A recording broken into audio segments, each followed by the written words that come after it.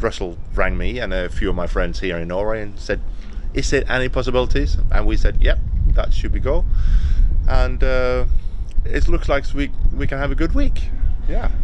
And the band has arrived safely. They've all been working very hard, and you've been involved in the rehearsals too. Eric, how's it been going?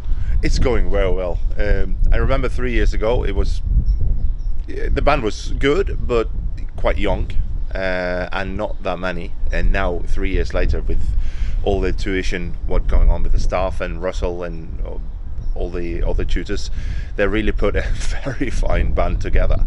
So when I heard this morning Richard Evans just thought he'd have a laugh and run through Journey into Freedom, and from the start and then an hour later we could probably perform that tomorrow if we want to. How does the standard of the young players you're hearing from Scotland compare with those of a similar age in Norway? It's a little bit different. It seems like the way we are teaching our kids over here, we might spoon feed them a little bit too much. So the biggest difference I find is how they take new music, as I said, with the Journey into Freedom, and 1 hour later they can actually kind of perform it. I think you would find that quite difficult in Norway. We would have taken maybe a week to do that, but at that time it might be as good. So it's something about we might help our kids a little bit more, and maybe not. We don't need to, because I think you have a good system to say, okay, here's the music, you survive. How similar or not are the sounds you hear produced by the young players, again, between Scotland and Norway? I think that's pretty much the same. I once remember Howard Snell, who was my maestro in the Eikanger band, and of course he had CW Glasgow at that same time, and he said, the way you speak in Bergen and the way you speak in Scotland, he said the sound you're making is very similar, and I found that as well, especially the Scottish and the Norwegians. I think we would see that on Saturday.